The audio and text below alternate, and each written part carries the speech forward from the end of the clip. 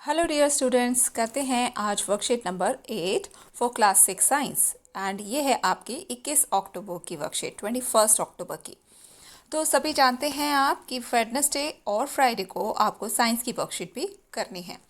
तो बेटा, तो आज की जो हमारी वर्कशीट है वो बैलेंस डाइट पर है। बैलेंस डाइट हमारा चैप्टर चल रहा है, कंपोनेंट्स ऑफ फूड हमारा चैप्टर चल रहा है। तो आज जो हमारा टॉपिक रहेगा वो है बैलेंस डाइट का।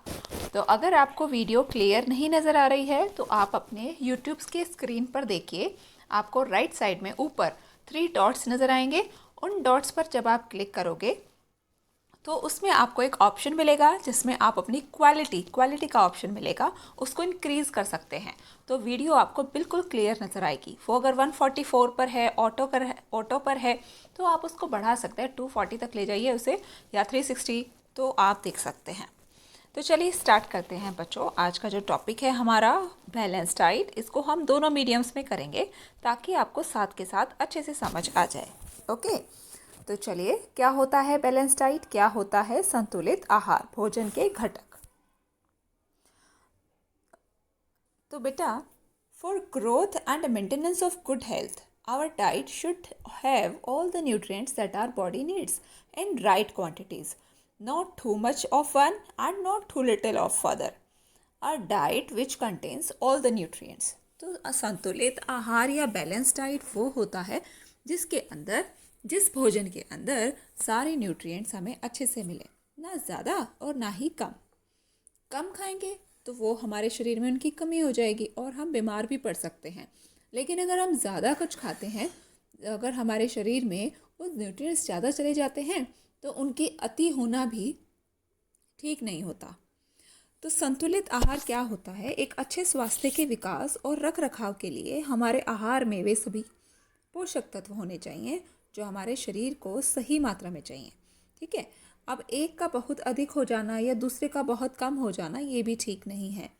वह आहार जिसमें पर्याप्त मात्रा में वृक्षांश और पानी के साथ सभी पोषक तत्व सही मात्रा में होते हैं वो संतुलित आहार कहलाता है। तो हमारी जो बैलेंस डाइट है या संतुलित आहार वही होता है जब हमें सारे न्यूट्रिएंट्स, सारे पोषक तत्व एक उचित मात्रा में मिलते हैं। उचित मात्रा के कहने का मतलब क्या है? ना तो वो ज़्यादा होनी चाहिए, ना ही वो कम होनी चाहिए। और न्यूट्रिएंट्स हमारे कौन कौन से हैं हम अभी तक पढ़ चुके हैं। हमारे जो न्यूट्रिएंट्स हैं वो क्या क्या हैं? विटामिन है, प्रोटीन है, और इसके अलावा हमने पढ़ा था फैट को हिंदी में वसा कहते हैं, विटामिन और प्रोटीन को तो हिंदी में भी यही कहते हैं, फैट्स यानी कि वसा। उसके बाद हमें पता है कि कुछ मिनरल्स होते हैं जैसे कैल्शियम, आयोडीन, है ना, मिनरल्स यानी कि खनिज लवण। और कौन सा होता है? ओके, इसके अलावा जो बच गए हैं वो आप मुझे कमेंट बॉक्स में बताएंगे। विटामिन, प्रोटीन, इन सब के नाम जो हैं आपको याद होने चाहिए। Vitamin, protein, fats, minerals.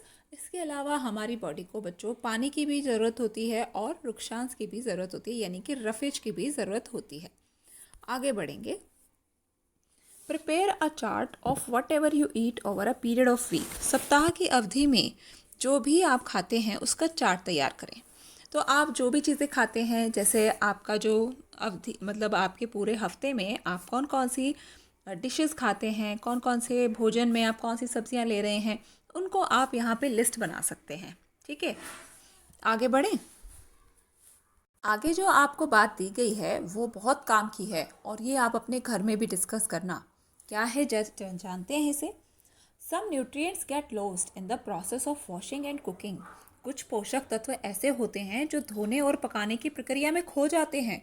जब हम उन सब्जियों को या फलों को धोते हैं तो क्या होता है कि धोते वक्त पानी के साथ उनका जो पोषण है ना, उनके अंदर जो न्यूट्रिएंट्स हैं वो क्या हो जाता है, वो चला जाता है, पानी के साथ बह जाता है। या फिर जब हम उसको कुक करते हैं, उसको बनाते हैं, पकाते हैं, तब भी हमारे जो न्यूट्रिएंट्स हैं वो नष्ट हो जाते हैं।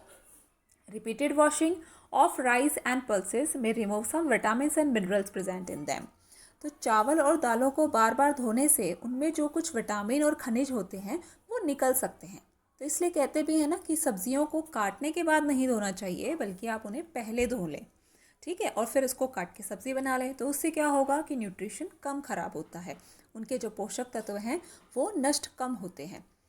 Washing fruits and vegetables after peeling them off also results in loss of some vitamins and minerals.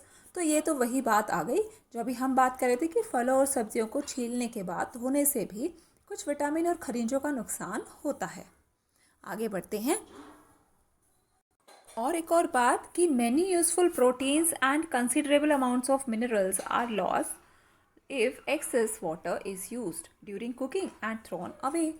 तो कई बार हम क्या करते हैं, कुछ सब्जियों को हमने पकाया और फिर जो पकाने के बाद जो पानी हमने ज़्यादा डाल दिया था वो बच जाता है और उस पानी का अब हम सोचते हैं इसका तो कोई प्रयोग नहीं, उसे हम फेंक देते हैं। तो वो जो पानी हमने फेंका है सब्जियों को उबाल कर, तो बच्चों उस पानी में बहुत सारा न्यूट्रिशन होता है, बहुत सारा पोषण होता है। तो ये खाना पकाने के दौरान अतिरिक्त पानी का उपयोग किया जाता है और उसे फेंक दिया जाता है, तो उसमें कई उपयोगी प्रोटीन और खनिज काफ़ी मात्रा में खो जाते हैं। इसके अलावा देखिए बड़ी इंपॉर्टेंट बात लिखी है, vitamin C gets easily destroyed by heating during cooking. आपको पता है ना कि विटामिन सी जो है वो हमारे शरीर के लिए कितना ज़रूरी है, हमारे गम्स के लिए, है ना। तो अगर विटामिन सी की कमी होती है तो एक स्कर्वी नामक रोग हो जाता है।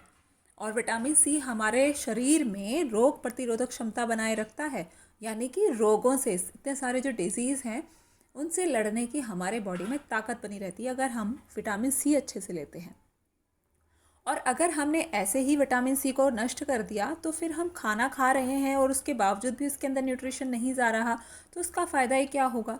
तो ये बात ज़रा ध्यान देने की है कि खाना पकाने के दौरान गर्मी से विटामिन सी आसानी से नष्ट हो जाता है।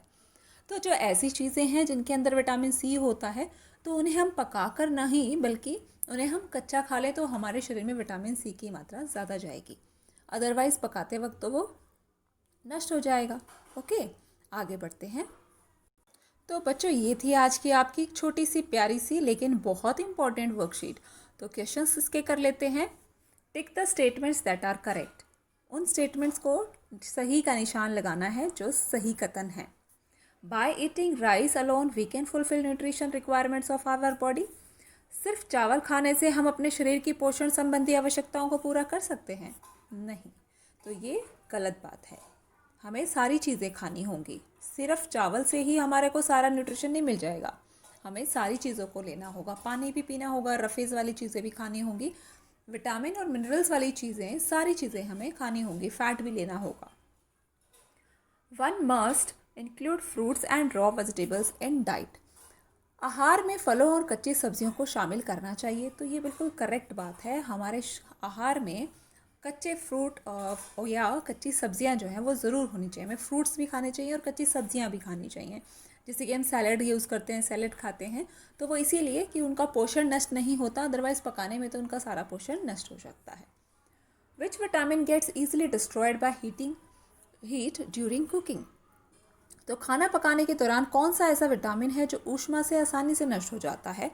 तो अभी हमने बात की थी, इसका आंसर हमारे पास यहीं पर है कि गर्मी से, खाना पकाने की गर्मी से विटामिन सी आसानी से नष्ट हो जाता है। इसी प्रकार इंग्लिश मीडियम में भी आप लिखेंगे vitamin C gets easily destroyed by heat during cooking. तो ये जो है ना, ये आपका क्वेश्चन नंबर 2 का आंसर है। ठीक है, इसे आप यहाँ से लिखेंगे। तो मिलते हैं आपसे नई वर्कशीट में, और तब तक के लिए बाय बच्चों। लेकिन आप अपने दोस्तों के साथ इस वर्कशीट की वीडियो को ज़रूर शेयर कर दें ताकि वो भी देख सकें, वो भी सीख सकें। और अगर वीडियो अच्छी लगती है तो मुझे ज़रूर कमेंट करके बताएं और लाइक करें। Thanks for watching.